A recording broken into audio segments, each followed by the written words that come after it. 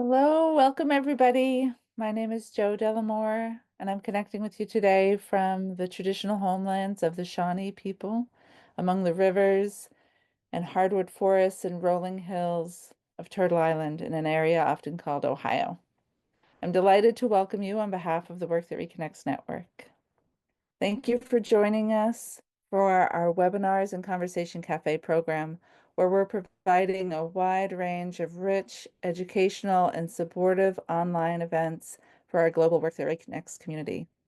Our intention is to strengthen the web of the community while reaching beyond its current edges to weave deeper connections with others who are contributing to the great turning in diverse and complementary ways.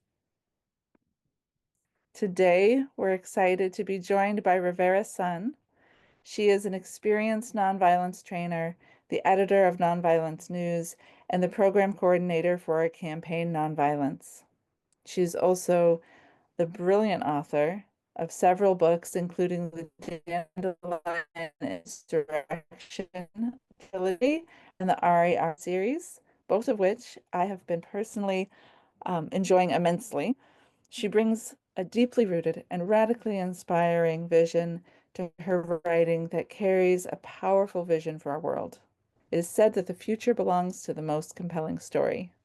I'm delighted to hand it over now to Rivera to guide us in this exploration. Welcome, Rivera. Please say hello and introduce yourself. And thank Go you ahead. so much for having me, Joe, and Work That Reconnects Network. The Work That Reconnects is very near and dear to my heart. And, in the very first novel that I ever wrote, it's called Steam Drills, Treadmills, and Shooting Stars, which is about stopping coal mining and standing up for climate justice. In the middle of the book, there's a beautiful scene that is based on the work that reconnects. Because when I experienced it as a young activist, it was transformative for me. It was grounding, it was centering, it was empowering. It really did, in a microcosm, much of the work we're going to talk about tonight, of giving me a better set of stories for navigating these times that we are in. So it's this work has been very instrumental in how I think about all of my work as an author and an activist. And as Joe was introducing, I write a lot. I think I counted at one point. I think I have over 1 million words in print. Oh my goodness, which means if you read all my novels, you've really spent a lot of time with my words. So thank you. Every book that I write is really aimed at one of two things, helping us navigate the times that we're in, and two, helping us do so nonviolently. I'm deeply curious about the ways that fictional stories inspire us to live in the world. And we're going to look at that tonight. And then not just in fiction, but in showing up in real life on the ground, the story that we are inhabiting, that we are living, the history in the making or the herstory in the making. You can't see me in this picture because I'm actually inside the giant puppet of Dolores Huerta holding up the Huelga flag. This is my local Love in Action team in Taos, New Mexico. And this is a great action to tell a little story about. We were a scrappy activist team, and we decided we would crash our 4th of July parade, and we would do so for activists, whistleblowers, and muckrakers. And the theme was there's more than one way to be a patriot. And we thought, well, they're going to send the police chasing after us for just jumping into the parade and holding up signs for Chelsea Manning and Edward Snowden and all our favorite activists throughout history. And at the end of the parade, which is where we're standing right now, everything's done. The officials come running up behind us. And we're like, oh no, here we go. Now we're going to get in some trouble. And they said, you need to come back to the main stage right now. So I traipse along with them. And I'm like, can you tell me what this is about? And they said, you have won first prize for most patriotic. We're going to give you a $300 prize. We couldn't believe it. But see, we had made this story up in our head that our community was going to reject our version of patriotism. So thinking about what is the story we're telling ourselves in our heads, and is it the most empowering one? My story as an activist started very young. My father was an anti-Vietnam War activist. I grew up on an organic farm. Actually, it's where I live today in northern Maine. And I grew up picking potatoes, which it would take me another 2 or 3 decades to think of as a nonviolent action, as what Gandhi would call a constructive program. Speaking of stories, when I was a teenager, as you can imagine, I thought this was the dumbest thing ever, that my parents were so uncool, that I was such a dork. Now that I'm all grown up and I've met many more people than my, high school classmates, I look back at this period of my life and I think of my parents as badass superheroes, that this was the coolest thing ever, that our work to build local food and farming infrastructure was really on the vanguard of social change, that it really empowered an entire local economy to take shape, that has really helped to reshape what Maine looks like. I wish I had known I could tell that story when I was 15 years old, you see in this picture. I also edit nonviolence news, and let me tell you, this is such the biggest meditation in the stories that we're telling or not telling. If you look at corporate news, they are only telling the problem story. What's wrong with the world? And they're leaving out the other two parts of the story that are just as important. Not just what's wrong with the world, but what is the solution to that problem? And who's working to get that solution? When you have those three elements, you have all the makings of a great epic narrative. The best stories in human history have been made up of those elements. If you think of the stories that we love, from The Lord of the Rings to Star Wars, they're not just telling you what Darth Vader is doing. They're not just saying, ooh, Sauron awakened in Mordor, be very afraid. No, they're saying this story is about a pair of hobbits that go out to save the world. There's a reason why these stories are powerful for us as human beings, and it has to do with tapping into our sense of agency and potential and our ability to be part of a story of change. So, tonight we are going to explore this idea. What are the stories we're telling, and are they really helpful for us? Not everything in our world is a story in our head, right? There's some practical, hard realities. But one of our sources of power in this wild world is to construct a story for ourselves that helps us make sense of these tumultuous times, that makes us in the part of the narrative of great change. And as people who have been exploring the work that reconnects, this is not unfamiliar work to you. I'm going to take a moment and share something about the Great Turning, because I think we have some new folks on the call. So if this is new to you, welcome. If you're very familiar with this, sit back and let the story wash over you to hold you and cradle you in this time. The story of the Great Turning is really a tale of three stories, three big stories that are going on simultaneously, all at once, in the minds of everyone we know.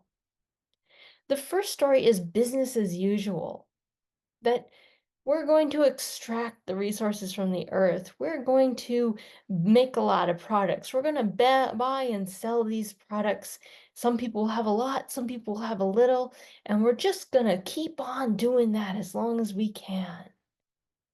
That's one story that many human beings hold about our world right now. Another story is that this is completely unsustainable. We can't keep doing this forever.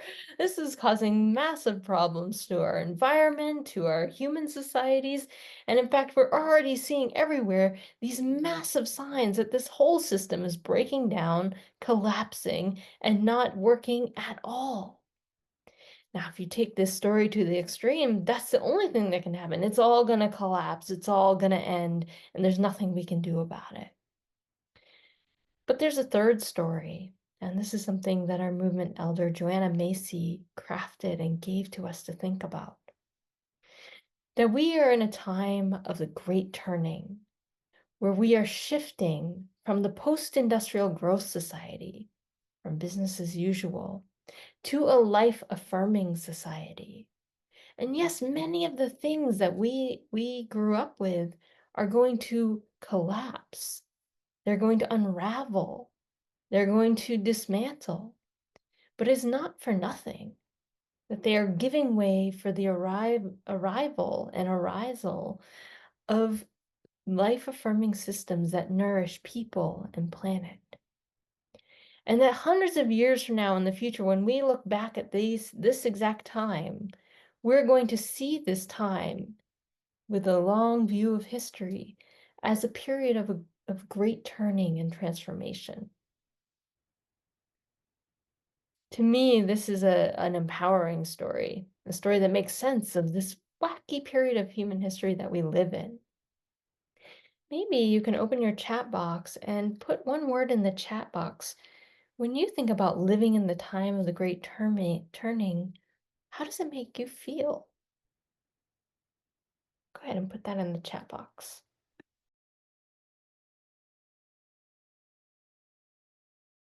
I'm going to read some of these responses back. So, hopeful, encouraged, engaged, honestly scared, responsible, privileged, dizzy, comforted, unsettled, curious, emergent, overstimulated, overwhelmed, joyous, joyous warriorship, relieved, still scared, magical, grateful, mythological, curious, co-creating. You know what? These are all the right answer. There's no wrong answer to this question. These are not easy times that we live in. There's going to be great change. And the stories that we tell ourselves about them and about the lives that we're living in them can help us or they can hinder us. I'm going to share 3 other stories to reflect on and ask you a question about them. So here's the first story. Once upon a time, the world was in danger, but everyone thought they were too small to make a difference. So they just did nothing, and then they all died. The end.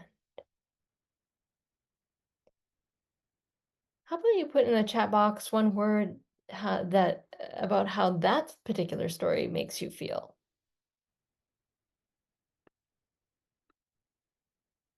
Stop. I agree with you about that. Defeated, heavy, despairing, profound grief, bored. Yeah, that's true. Depressed, yuck, angry, depressed, constrained, disconnected, sad, naive, heavy-hearted, disempowered. Yeah, just take a moment to reflect for yourself how and where have you heard this story been being told? I feel like I hear this story all the time. I hear it from people critiquing other people. I hear it um, from my friends and neighbors, especially the "we're too small to make a difference" part. Um, I see the doing nothing part. Right.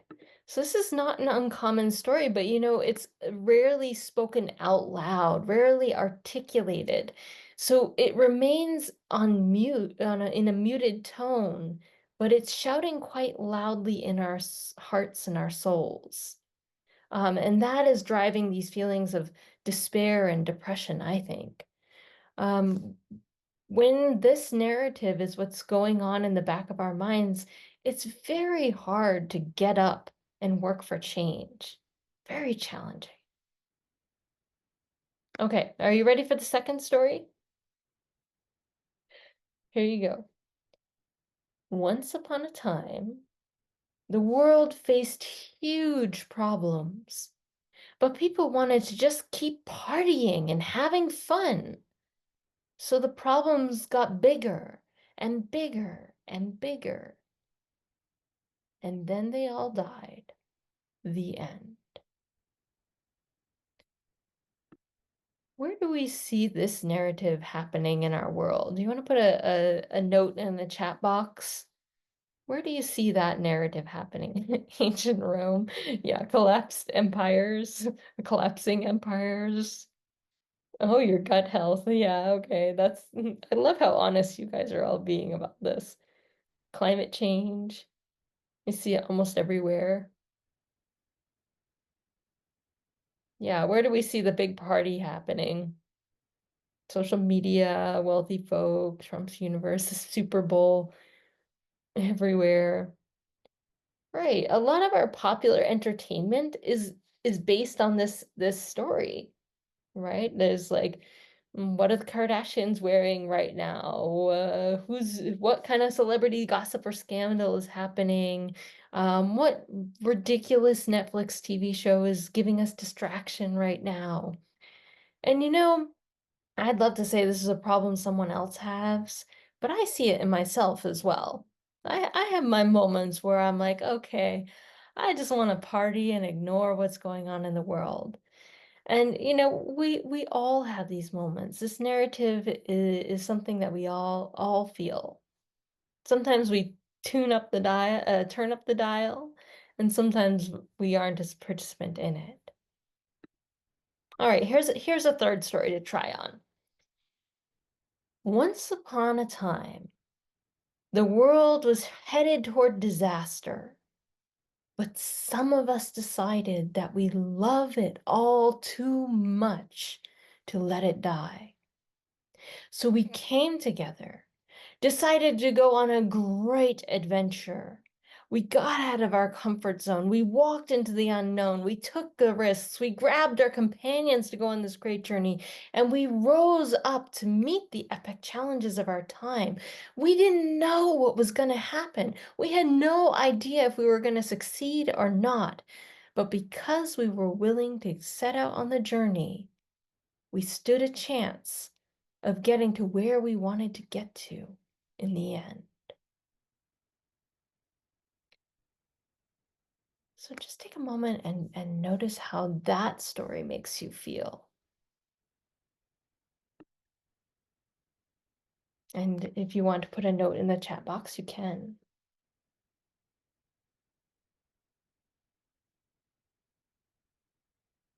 Love this story, home, relieved, our story, I possibility. missed your ending. Could you repeat how it ended? Okay, yes. Give me just one moment. So folks are saying that the story makes them feel deeply moved, energized, like smiling, belonging. Yeah, some sounds like some survival narrative. Sometimes the disaster finds you, sometimes you find the disaster. Sometimes you are the disaster too. Leading with love, incredulous overall, courageous people, hopeful and optimistic. Yeah, so this narrative of sometimes the world is facing great problems and we decide that we love it too much to let it die. So we do decide to do something that we go on the journey. We're not sure how the story is going to turn out. But because we were willing to set out on that journey, we stood a chance of getting to where we wanted to get to in the end. So this isn't a fairy tale story. This isn't promising you it's going to all work out okay.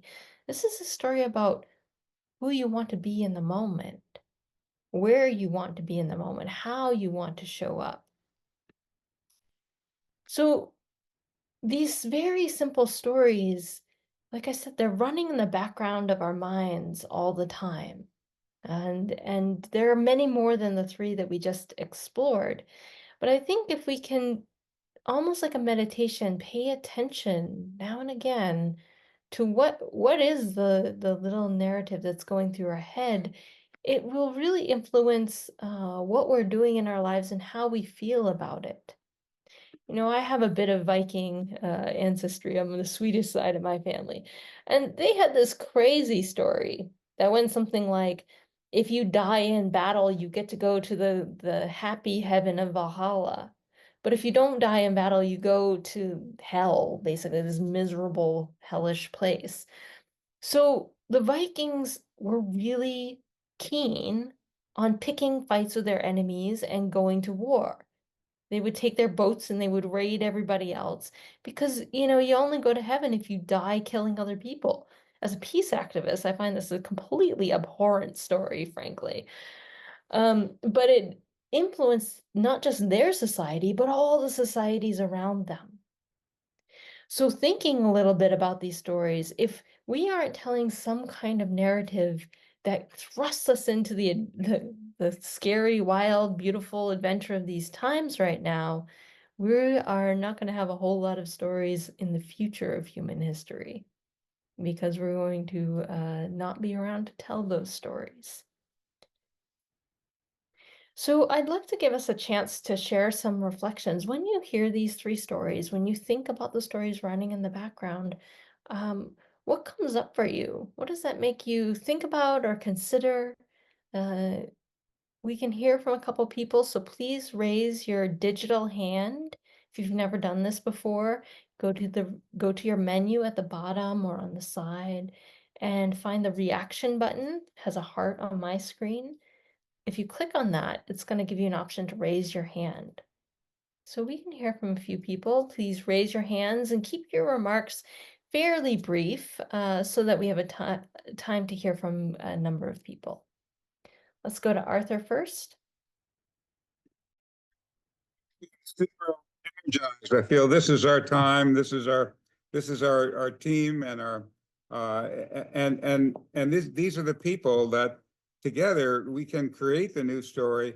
Everything grows out of story, and if we can create a new story for humanity, and we can take it so far as to get it into movies and films and series, we can inspire people with a vision of what we want to move toward instead of trying to repel them with the horrors of what we're trying to move away from. And that's the key missing thing. Everybody knows what we're against. They don't have the story of what we want. And Star Trek was the beginning of that. It helped create amazing new things. And we need something even more grand than that to take us not into outer space and other creatures, but right here on Earth. How did humanity make it? Great. Thank you so much, Arthur. I love the vision that, we're talking about the personal narratives we're telling, but of course they're entwined with cultural narratives and entertainment. And we can be challenging our entertainment to be telling better stories. Raise your physical hand on your screen. I can see a number of you. If you've seen a preview or a trailer or a dystopian or movie that is set in a dystopian future. Yeah, raise both hands if you've seen more than one of these lately. Yeah, okay, pretty much all of us. So Hollywood does this thing where they churn out dystopias. We're like absolutely obsessed with dystopias. And, there's some value to that. Orwell did us all a great favor in making one of the world's most well-known dystopias to warn us what we were headed for, right? But we also need not utopias, but solutionary societies portrayed on the screen. And that's where we're really falling short in narrative storytelling, in cinema, in books. Let's hear from Ronnie, Joy, Leah. Hi there. Yeah, I'm fortunate to be part of the Dances of Universal Peace, and we just had a gathering in Tennessee right before the election.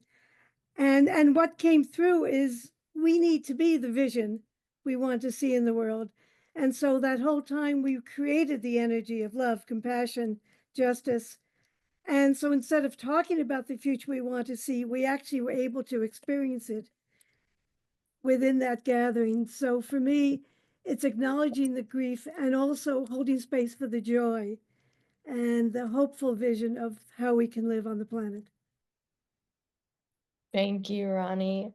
That's really beautiful to hear. And ultimately, I think that's the goal of employing our creative imaginations, is not just to have these sandcastles in our head, although that can be very helpful too, but to give us the future to step into bit by bit now, or carve out oases of this future.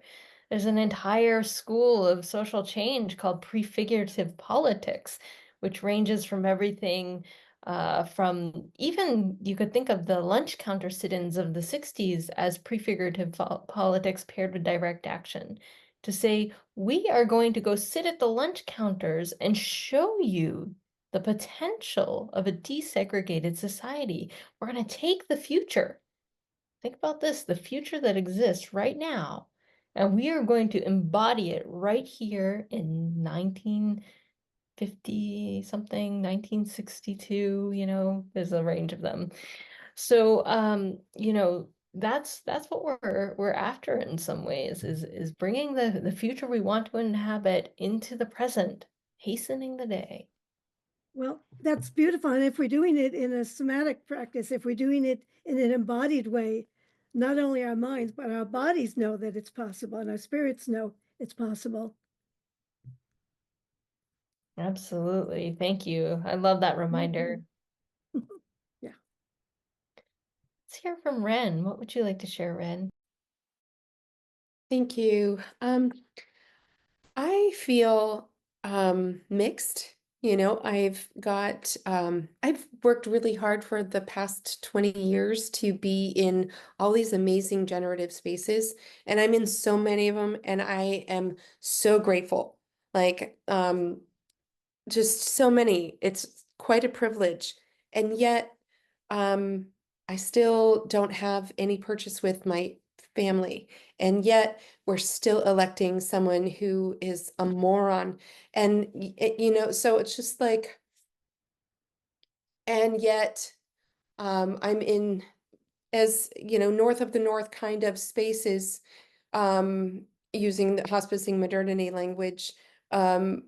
And the sense of subterfuge and like sabotage, I guess, even is really business as usual. It's depressing. So I'm in a new story group. I'm in, like, I do performance art. I do like everything, and it's beautiful, like talking about eco village, talking all these wonderful things with beautiful human beings, and it's solidarity economy, all these things. And yet in my own life, with my flesh and blood, I can't get to square one. So at the moment, I'm really feeling sad about that. I feel that sorrow with you. Families are hard. I think they're some of the hardest groups to shift and change. They almost don't take us seriously or something. And then the other thing I hear you describing that I empathize with deeply is the gap. So when you spend a lot of time in these generative spaces, or living them, or creating alternative structures, co-housing communities, cooperatives, things like my parents did with their small farm, there's this feeling that can come up of like, what is wrong with the rest of the world? Like, the future is great. These things are amazing. Why are you so afraid of me and calling me a socialist, or whatever your epithet of the day is? That gap can be so disconcerting and hard, especially writ large, with a entire culture, a populace. You know what I like to think about is Zora Neale Hurston, the great female Black novelist writer.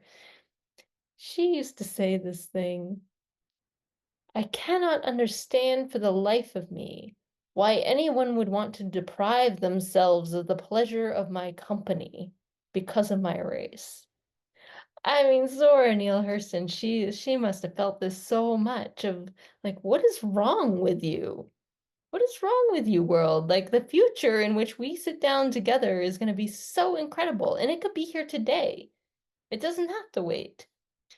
So I empathize with this moment, and I think for me, what keeps me going is to tell a story of change as well. That I'm not just here to I'm not just here as a human being to live into the utopia, right? I'm also here to wrest it from the wreckage of our culture to be part of this change and transformative process, which is yucky, it's icky, it's hard, it's difficult. It makes me want to weep and often makes me want to shout. Um, and that is to me part of the story of the life that I think I came here to do, basically. But I hear you, Ren. It's not easy, is it? Mm. It's easier together. Thank you. Yes. Yeah, looking at you and everyone here today is much better than sitting home by myself shouting at the screen. Not that I've done that too much this week. All right, we got lots of people who want to share. Let's hear from a few more people. Sharon, go ahead. Thanks. Yeah, jumping on that last, having worked in the energetic field, story included for the last 30 years, I think we have to keep remembering that so many pieces are needed to bring an individual into healing. We're just talking about a person, and the world is bigger than that.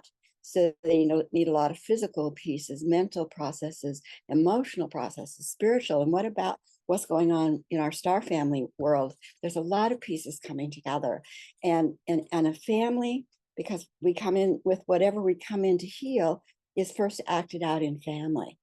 So in my work, what we've been doing recently, and anybody can do it, is to be able to tune in to that higher directive, higher team, whatever you call that, and ask that the soul contracts made within this family to hold the old trauma patterns be released and call fulfilled. The contracts we make to be in a family sometimes is to show the ugliness of what our ancestors were trapped in. And so by just in this moment affirming we don't need those contracts anymore, I am now writing the stories for myself and my family in new because of the pain I have seen. So releasing the family from most soul contracts might be a good idea to try them. Thank you for sharing that example of a process and even a kind of a narrative framing that's working for you in doing some of this work. Let's hear from Teresa. Just a quick reflection that it seems to me that I keep landing eventually on when I get into conversations such as this, that it keeps landing in my head toward the big gap between those who are holding a whole pile of privilege and power, and even lesser amounts, and how if for anyone that's not inclined to relinquish any of that privilege or power, sharing it, and even don't even think about the power side of it. I mean, we get caught up in that with all of the politics and whatnot, but we're all here on this call and living in quite a world of privilege and not having to worry about X, Y, and Z of what's going on for so many other people. And so to give up any amount of that, what are we really willing to do? And I mean, some people would hear that and be like, oh, okay, well, you want us to all live in squalor? And I'm not saying that, but I think that because of when that's under threat, when people's privilege is under threat, like why are billionaires living as they are and only some of them, a small percentage, are trying to help balance things out and whatnot?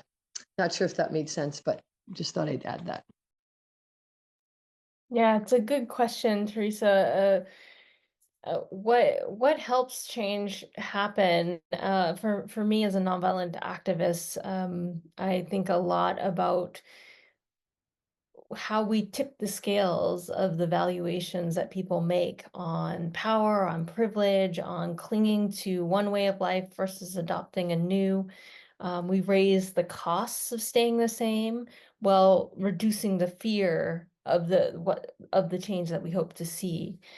And it is a challenging equation, and that's why I think a lot of narrative work actually really does help in social change. When people are looking at giving up privilege, finding a way of explaining the change in terms of exchange. You may have to give up this, but you may get that. And to me, Dr. King articulated that in terms of the beloved community, right? White supremacists have to give up their sense of privilege and supremacy, the the cushy things that they got in society by discriminating against everyone else. But in exchange, once they were willing to give that up, they were able to look their fellow human beings in the eye and stand in right relationships with them, to live in and belong in the beloved community with everyone else. And maybe that's not the compelling story for everyone, but I think it is a pretty compelling story to me personally when I think about dismantling white supremacy and privilege. Yeah, great. So we're gonna shift, and Bruna and Susan, I see your hands up. Uh, okay, you put your are you okay holding on to your thought for a little bit? Thank you so much. So I want to share something that helps me in these times. So these are not ordinary times. I don't know that any time in human history was ever ordinary, frankly, but there were times when we could believe the illusion of that or the myth of that. One of the dominant stories in US culture is the consumer culture. And the dominant narrative of that, the standard story that we are taught from a very young age goes something like you're born, you go to school, you learn some useful skills, you graduate, you go get a job, you start to earn money so you can pay for your house, your family. You are a participant in the economy. You create goods and products that other people can buy and sell.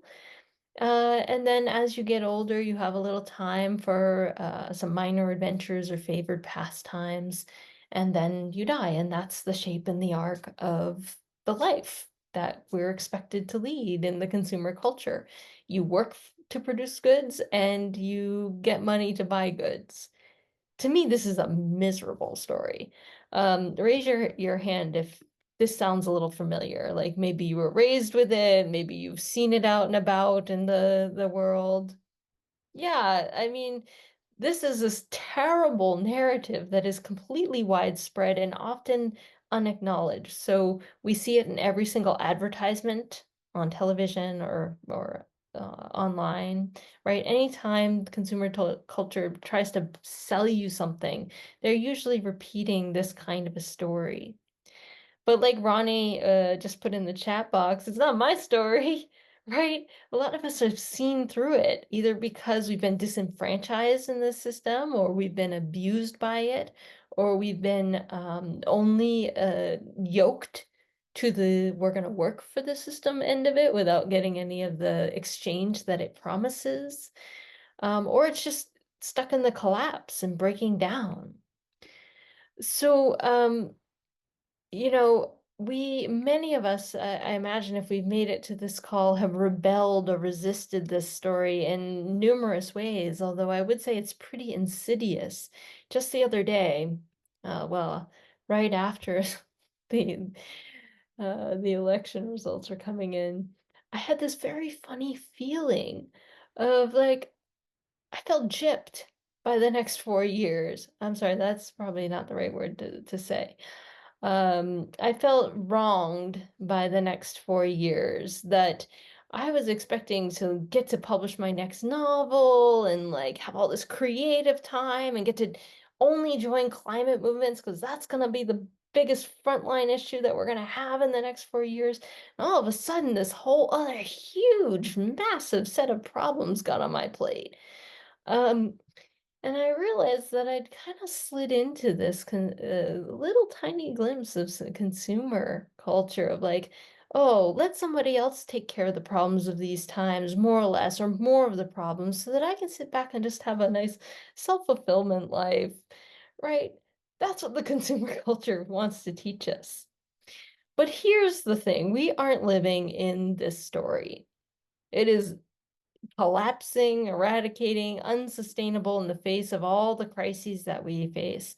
And the times that we live in are epic times. They are mythic times.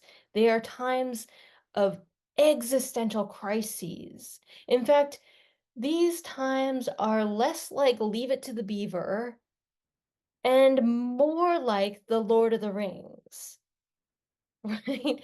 We have dangerous forces that are trying to control, dominate, and subvert all of life in Middle Earth. We have a few good friends and some really amazing activists and leaders, people with social and cultural superpowers like elves or dwarves. And here we are, just a bunch of hobbits in the middle of this that got pulled out of our shires and are now thrust on the road getting chased by ringwraiths and orcs. Now, I don't know about you, but I'm kind of sometimes in the middle of this story where Frodo and Sam and their fellow hobbits are like, well, when is sixes and elevens? What do you mean we don't get to sit down for snacks? Um, the great thing about an epic story like this is that we find ourselves in it. We recognize that moment of complete disconcertingness that says, I didn't really think I was signing up to fight orcs. What? I didn't think I was gonna have to be the one to carry a ring and throw it in Mount Doom. What? I didn't know that I was gonna have to like hide from ring wraiths. I certainly don't think I'm Gandalf. Or if you do think you're Gandalf, maybe you're at the part of the story where you just fell into the pit, right? And you don't know that you're gonna fall through fire and night and come out with special powers with your hair turned white and new wizardry at your fingertips.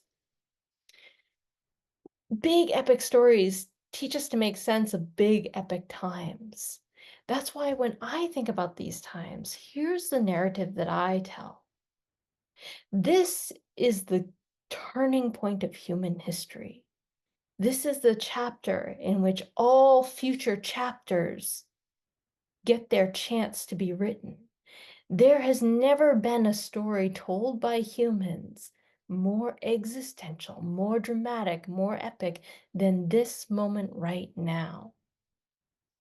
In the next 5 to 10 years, either humanity will save itself or we will perish. And we feel like these very small hobbits, but we have a few superpowers at our disposal. First of all, we have good friends. And as we know from the Lord of the Rings, it's not Frodo's specialness that gets him to save the whole world. It's Samwise Gamgee picking him up and carrying him a little further down the road. So keep your friends close. Make alliances, because we don't save the whole world as solo individuals. It takes the Rohirrim, it takes the dwarves, it takes the elves, it takes the Gandalfs. And remember that your humanness or your hobbitness is part of the magic that makes it all happen. You are not expected to be Legolas, although if you are, I'm really impressed. You are expected to be who you are and to bring that full bore into these times, because these times need you. They need your songs, they need your writing, they need your sweetness, they need your healing, they need your compassion, they need your sorrow, whatever it is.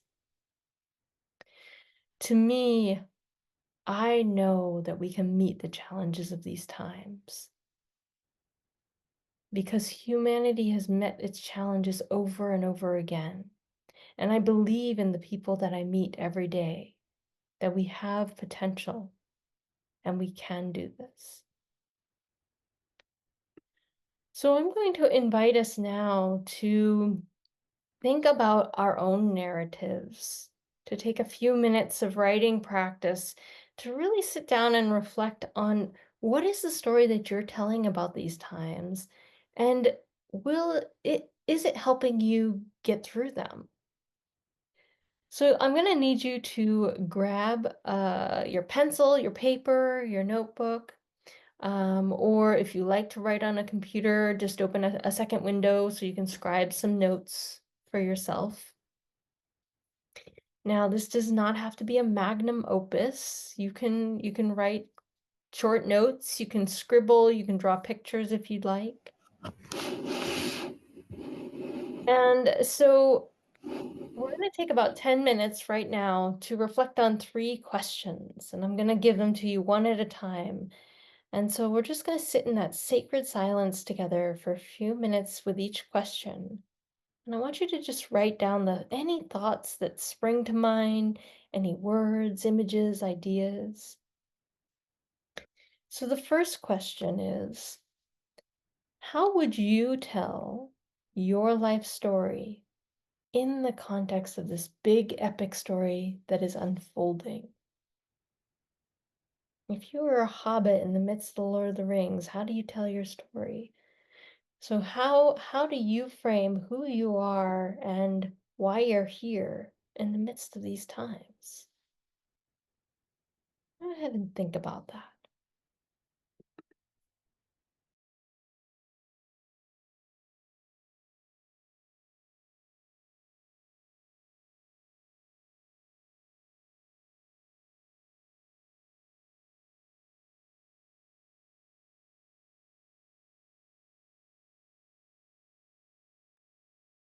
So here's your second prompt. Immense change is happening. That is a known of these times. What kind of character are you amidst these times of great change? Are you a hobbit who just wants to stay in the Shire? Are you a Frodo who can't wait to get on the road? Are you Sam dragged along almost by accident? What kind of a character are you in these times? There's no wrong answer to this.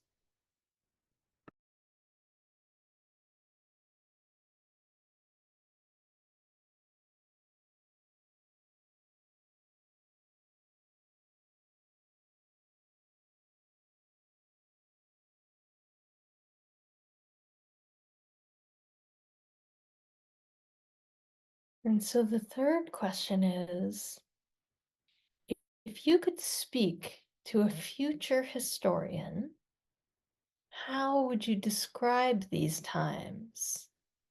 So think a little bit about how historians today frame pivotal periods of the past.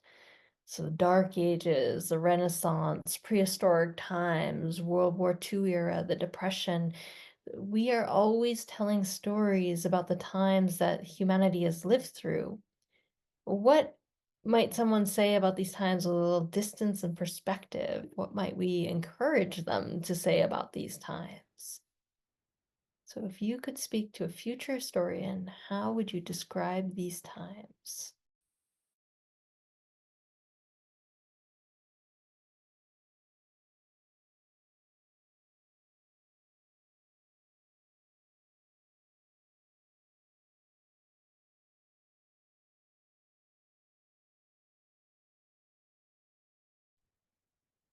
Great. So you can take a few more minutes while I'm explaining this next part if you have a last thought you want to jot down.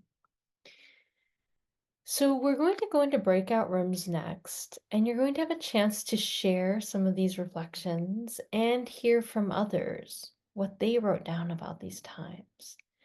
We're going to encourage you to try to share it for about 2 minutes each, and then go around and reflect together on what you've heard.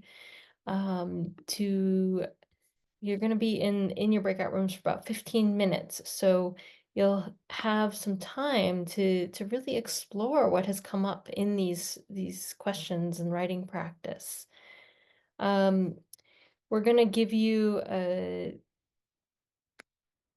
a chance to practice your active listening together. So instead of just thinking about what you're going to say, give the person who's speaking and sharing your full attention. We want to listen with respect. You don't have to agree with what they're saying. You don't have to share the same worldview, but we do want you to give the person the benefit of your complete attention and your active listening.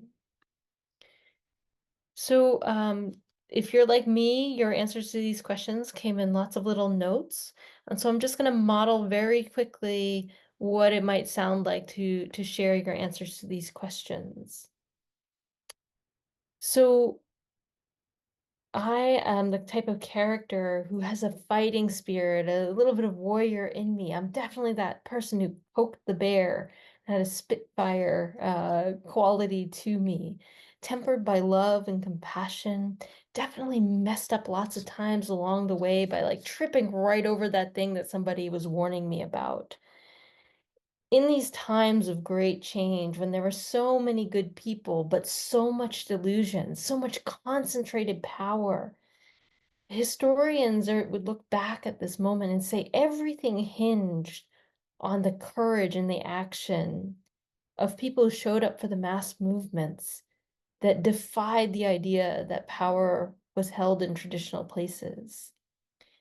And I know that my lifetime was right in the middle of all that work. And it was so fun in hindsight, so electric, so outrageous. And I wouldn't have wanted to be anywhere else. Okay, that's one version of the story that could be told. There are many, many others. So I'm going to hand it over to Joe and the support team to put people in breakout rooms.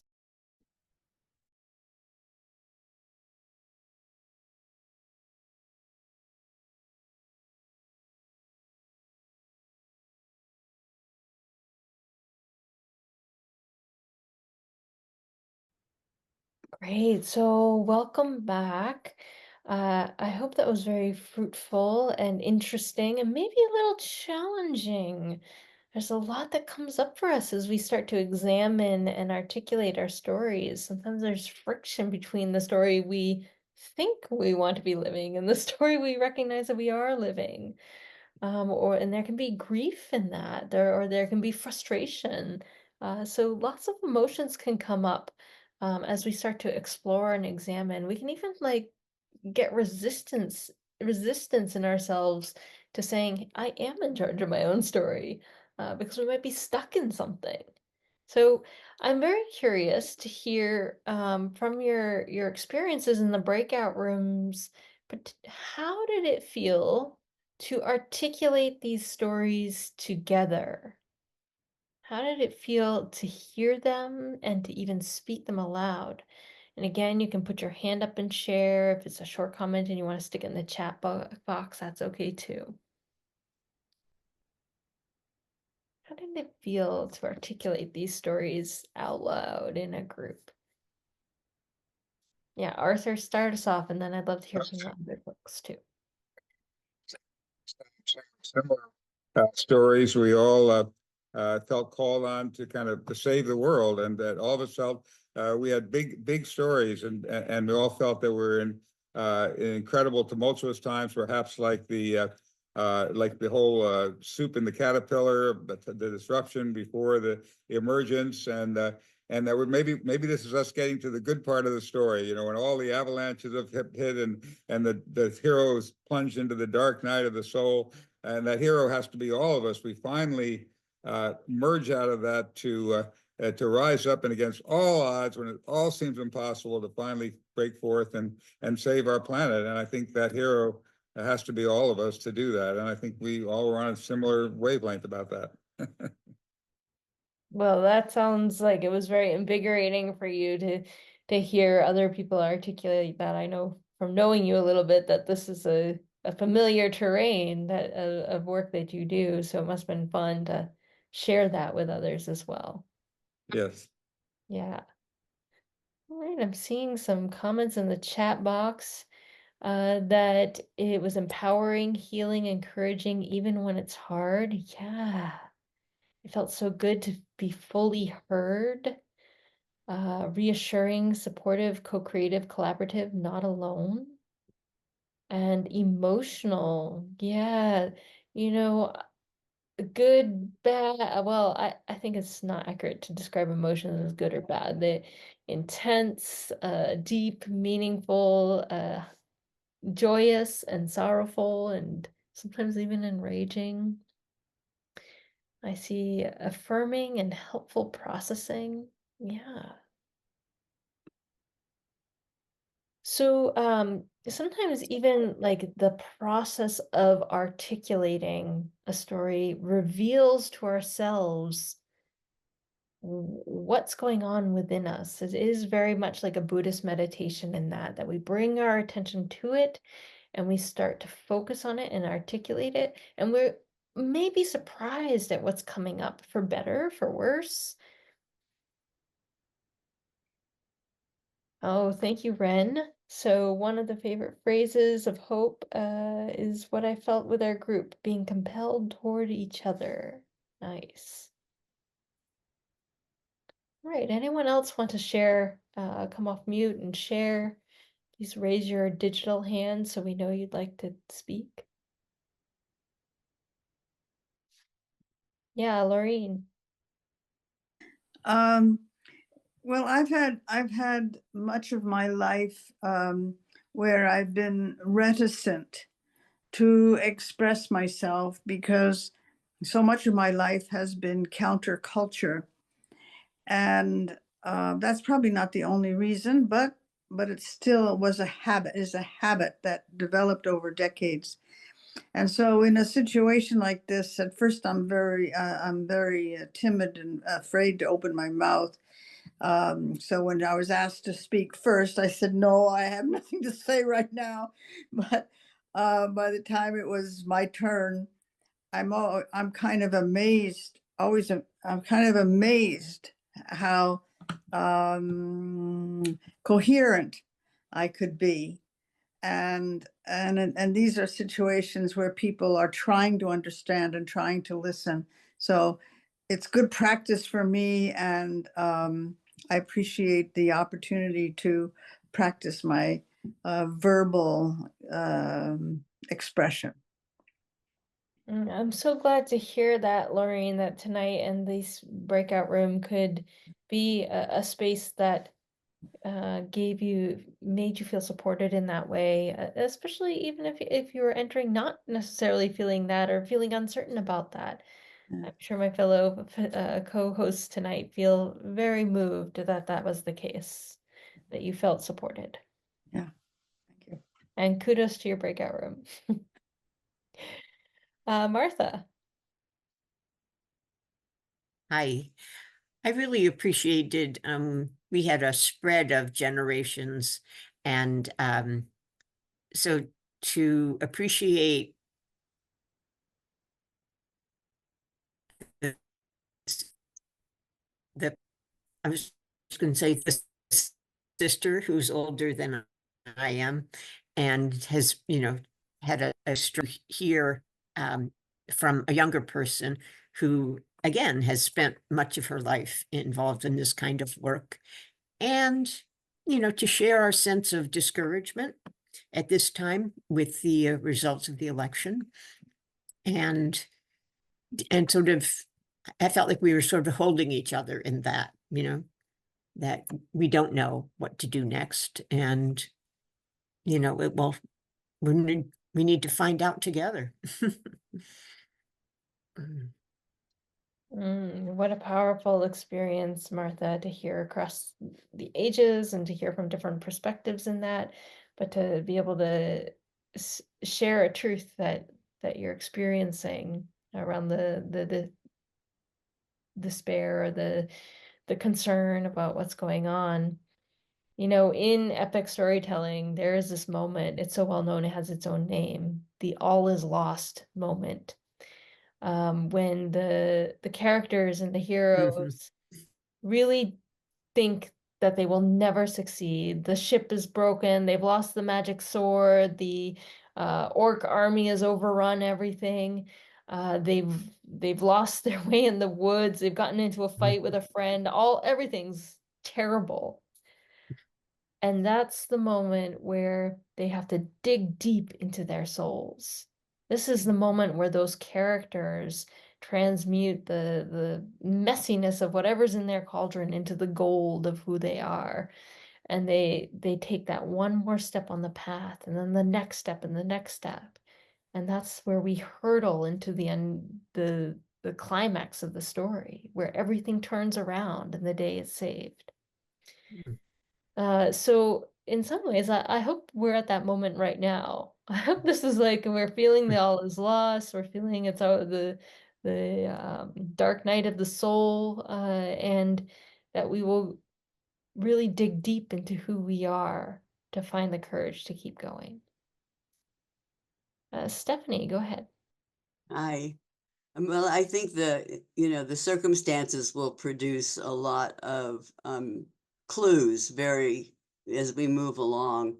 I was reminded of, I think there's a mystery play that I saw somewhere where all the characters are at a resort and something happens where they can't leave, and they don't know if they'll,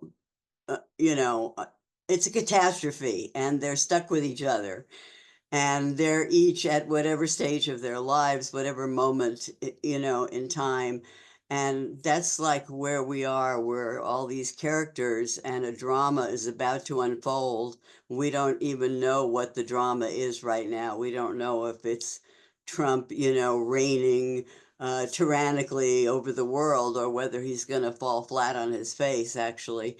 We don't really know what's happening, but we'll find out. And I think it's a time to be watchful and patient, and pay attention to each other and take care of ourselves as best we can. It's okay to work on our survival instincts. Nothing is trivial. Whatever we feel we need to do at this point in our lives is what we need to do. And all of that came out of the few minutes in the breakout room. So I would say it was a powerful experience for me. And I didn't know that I thought about this play, this kind of drama.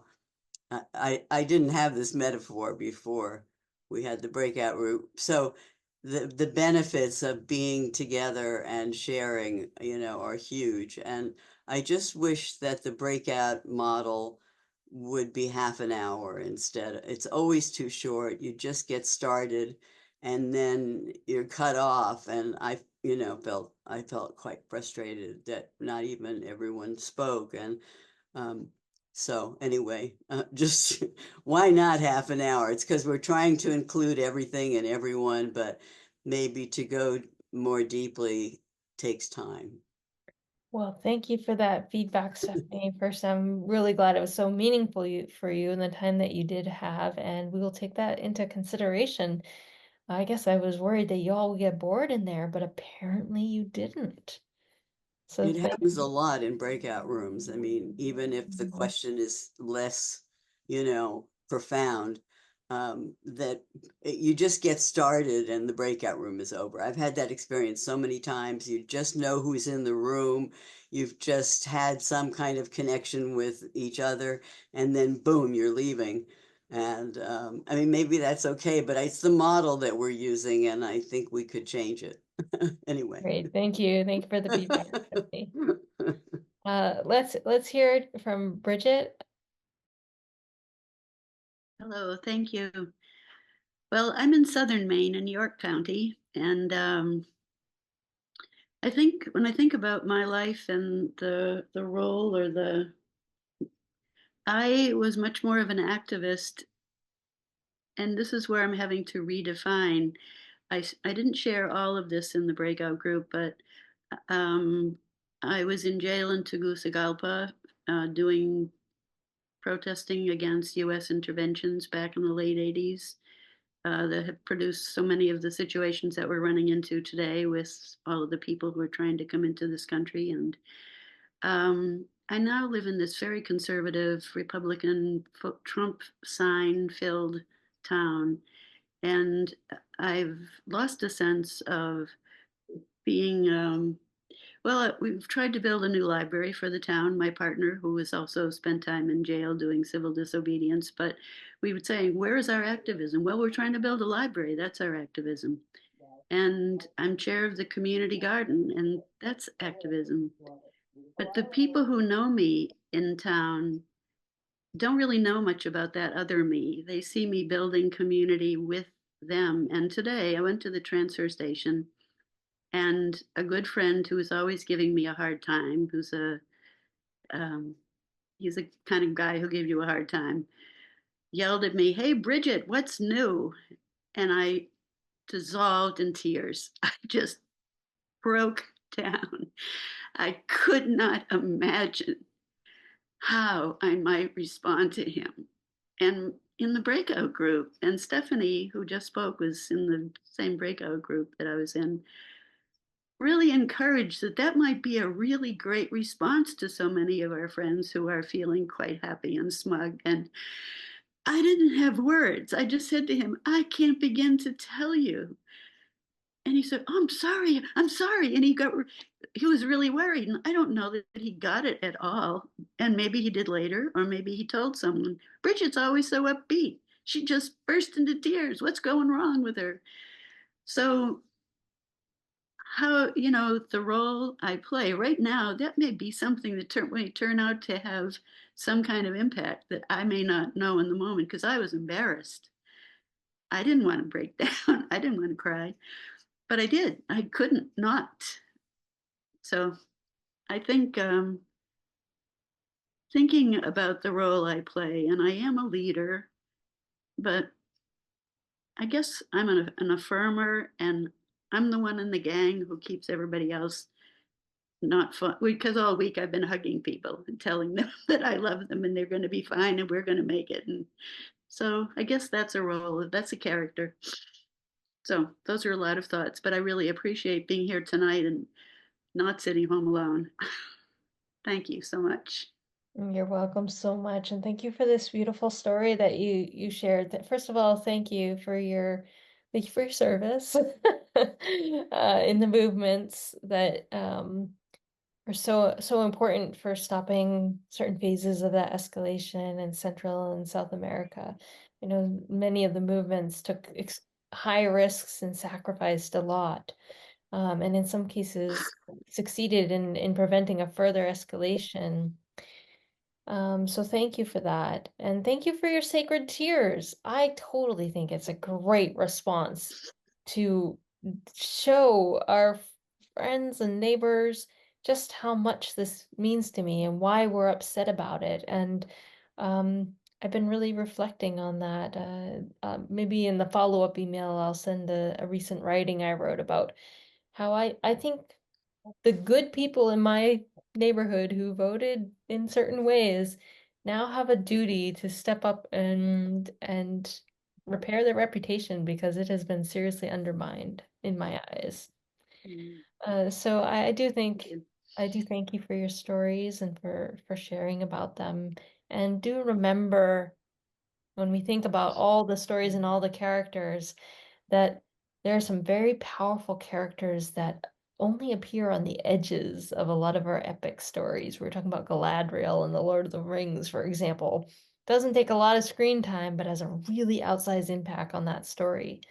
And if you look at fairy tales and folk tales, particularly old wise women have outsized impacts on the hero's adventures. So yeah, thank you for talking about the many roles that we play at different points and moments in our lives. Thank you. Let's hear from Beth, and then we'll shift gears a little bit. Thank you. That's actually what I wanted to share. The first Trump administration, I love the analogy of, the adventure story and the Threshold Guardians, and I was in that gang on the run. I don't know why I keep muting. Did you mute me on purpose, Joe?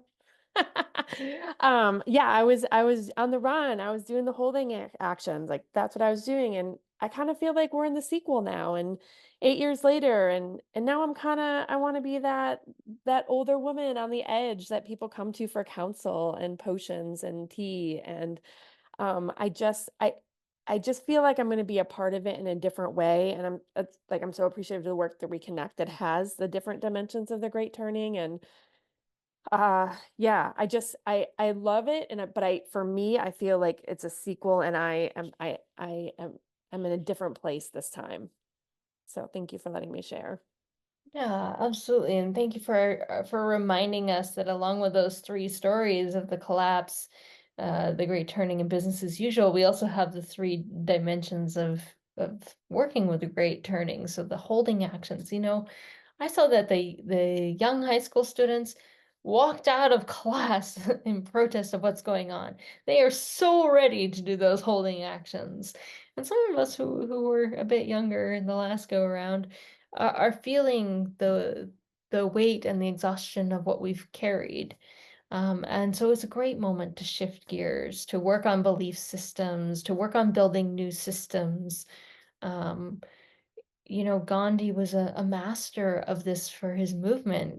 They would do these immense campaigns, a salt march, right? Direct oppositional campaigns, but they would then shift gears and they would work in the ashram for, I don't know, 5 to 10 years, right? They'd spin the yarn and spin homespun khadi, at the same time depriving the British Empire of 8% of its import money off of imported British cloth. So we know these strategies they're what we need individually, but they're also what our movements need.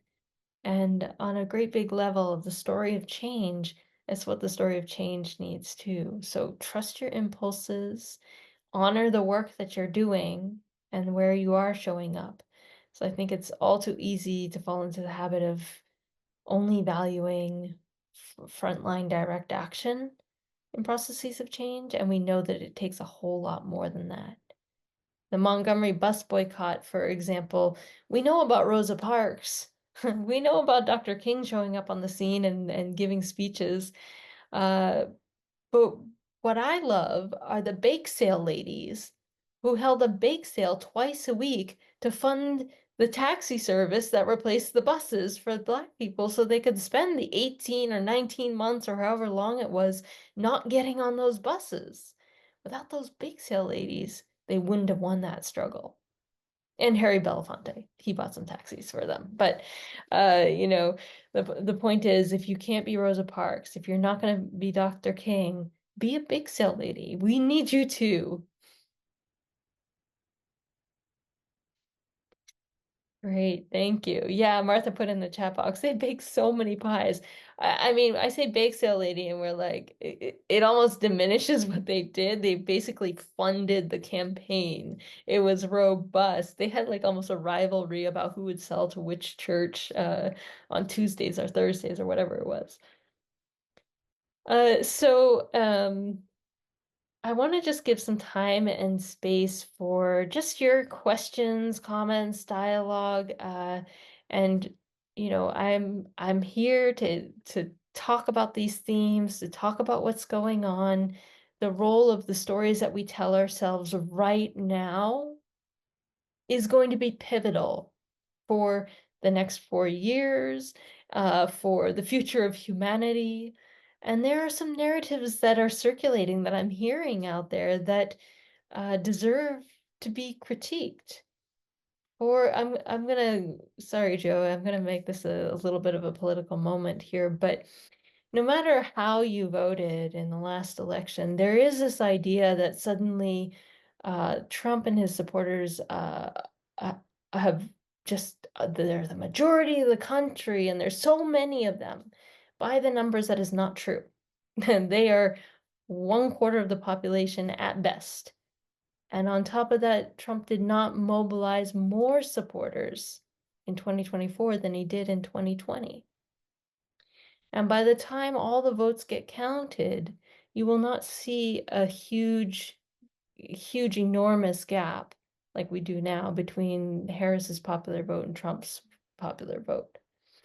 So we can critique this narrative of um, that the election stands for the majority of the country. The majority of the country, most of the country, we don't even know what they think. They didn't come. 118 million people did not vote.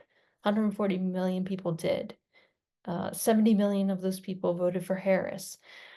So, you know, use your critical thinking skills to recognize what narratives are feeling debilitating and find out if they're true.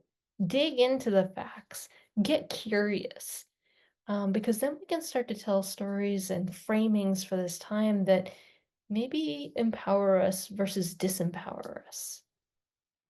Okay, that's my one political commentary over for the night. Everything is political. Some of it is just a little less, obviously so.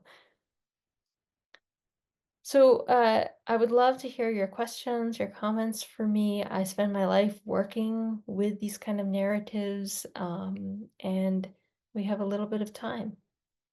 Yeah, Susan. I think what you said is really important, that we don't have a full picture yet. And it's very important for everybody to remember that they want us to fall into despair. And we can't afford to do that. That goes nowhere. Harris led with joy. I think we should keep moving forward in joy. Country needs it. Yeah, feel your feelings, feel the despair. What I noticed talking with so many people on Wednesday is that the feelings of sorrow people were expressing surprised me when asked what is it really about? It wasn't about we lost, they won. It was nothing so simple as that. What people really articulated was we are saddened by what our country seems to have chosen to be right now. And that is a sacred sorrow. It speaks to something very profound about visions, about hopes, about aspirations, about values, about the caring that we have as an entire community, right? In a time when we think we're so divided, but the sorrow that people were expressing was they are part of us and we are part of them. What they do and what we do reflects upon each other. We are bound together, as Dr. King said in that beautiful quote. I can't quite remember right now. The inextricable garment of human destiny. And so that sorrow is a beautiful thing and so worth feeling and examining right now. But be ready for it when it starts to shift, because authoritarians around the world stay in power and succeed because they succeed in making us afraid. They succeed in making us feel isolated. They succeed in casting this great spell over us that thinks that it's futile to rise up. And the first job of change makers throughout history has been to dispel that, to anchor in something deeper, and to find the courage to take action. So thank you, Susan. Thank you for that comment.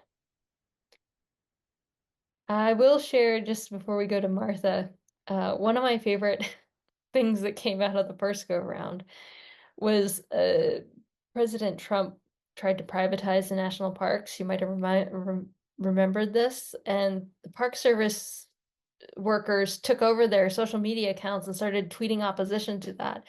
Then they all got fired for this, so then they started Alt National Park Service.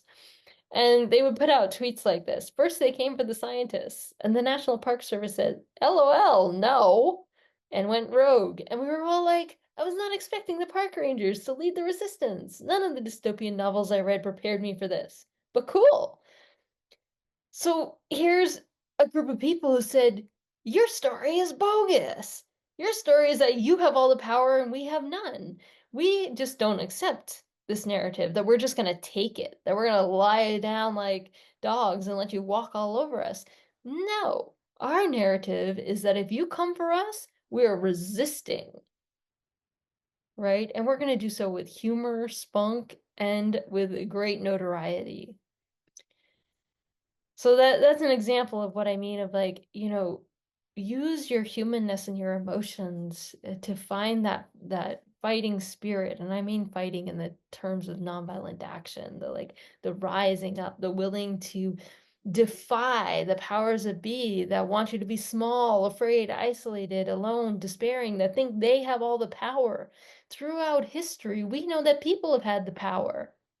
Think about Gandhi. He had no official power in India, right? He was not even allowed to practice law at one point in India. Think about Dr. King. He couldn't even vote for most of the time that he was organizing the civil rights movement. Think about Cesar Chavez and Dolores Huerta. Nonviolent action has shown that we can be outgunned, literally outnumbered, up against immense odds, facing repression, facing dictators and tyrants and authoritarian regimes, and still win, still achieve the goals of human rights, dignity, respect, sustainability, and peace. Someone asked me about this image. This is the Women of Liberia Mass Action for Peace. Talk about some people who are up in a dark night of the soul. In 2001 or 2003, let's call it that. They were facing not their first civil war, but their second civil war. They'd already gone through this brutal war, and it was starting up again. 200,000 people had already been killed.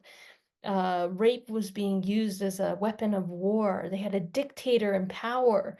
And Lima Gabowi had a dream: gather the women and pray for peace.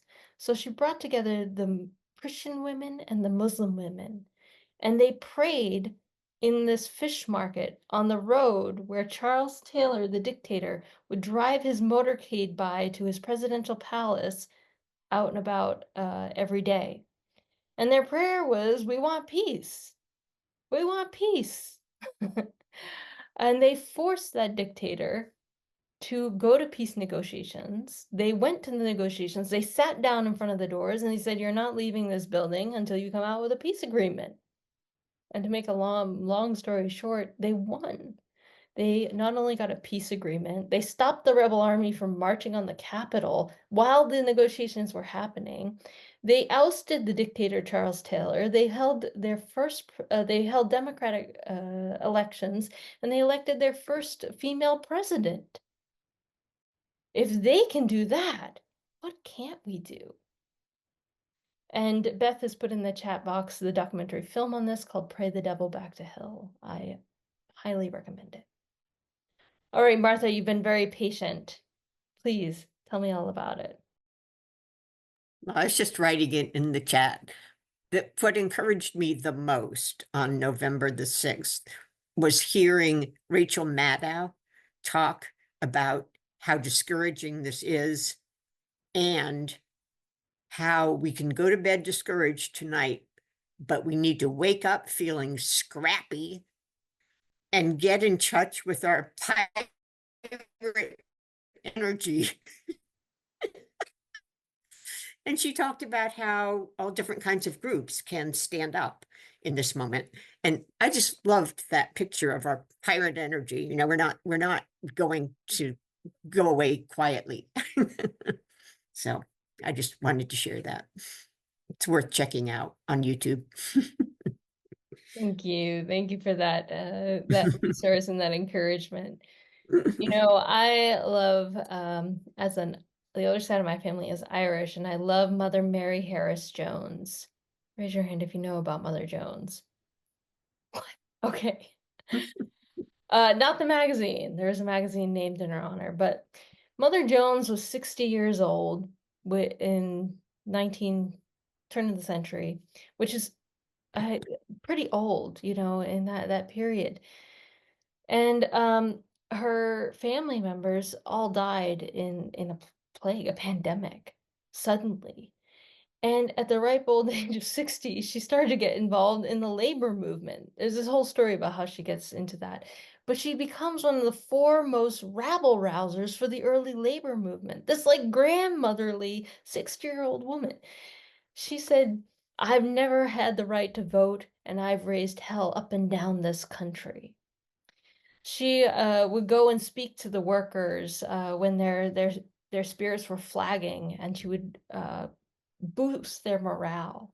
She also campaigned to end child labor laws and is the reason why our children are not forced to work in factories 12 hours a day. So I think of her in her elder years of her life, this feisty Irish American rabble rouser. And I really take her spirit to heart a little bit right now. When all the odds are stacked against her, when she doesn't have any traditional power, she managed to find a way to do something incredible for all of the children of this country and workers too. All right, Sharon, short comment. Oh my gosh, I had a comment and then I think somebody else probably shared it and I got so intrigued with your stories. I forgot what I was going to say, but it's been great. And the multiple ways of nonviolent action is what I've learned from you for many, many years. And we've got this. Yes, we've got this. Thank you. Arthur?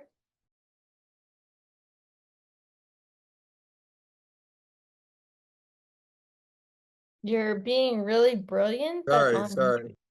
there Oh, you there, go. now I'm unmuted. All right. Yeah, just a beautiful heart you have and love your storytelling. And we were thrilled to have you on our People Powered Planet podcast. And maybe I'll put the link if people want to watch the replay of that. But I guess my key, and it was just great. I shared your book in The Way Between, read it, and my granddaughter read it, and she loved it, wrote a little report on it. And anyway, you are so inspiring to kids. Do you have any plans or thought or in the works in making any of your movies and any of your stories into movies, or do you see a plan to do that with a future story? What do you see about the possibility of movie making? That's a great question. Would love to see that happen. I'm looking into it in some ways, and I think in general, Hollywood is way behind the times in recognizing that the heroes of today aren't marching off to war. The heroes of today are showing up in the streets. They're using nonviolent struggle, particularly young heroes. Young heroes are not showing up as teenage assassins. They're showing up as kids who walk out of school in protests of mass shooting, for climate justice, for the rights and dignity of their fellow students. So I am really, even more than like on a personal note of I'd love to see my books made into movies.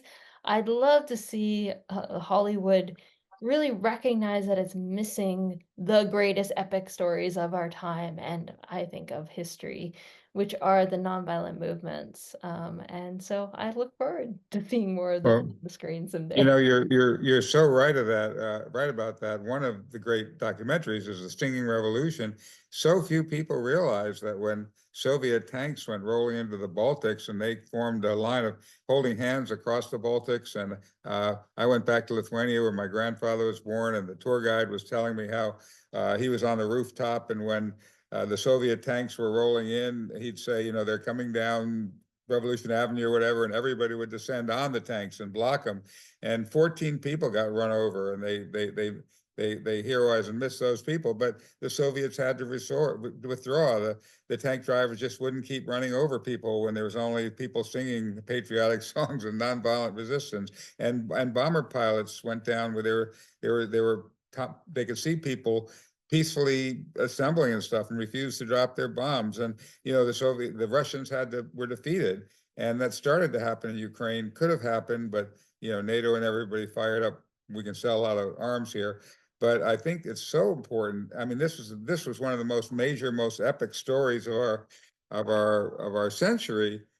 This huge enemy that we've been fighting for years, it gets defeated, and it wasn't a story because it didn't fit that myth of the hero with the big gun that only violence works. So you're right. We need to somehow inject the stories that do work. I was glad to see the Bayard Rustin movie, for example. That was a wonderful film.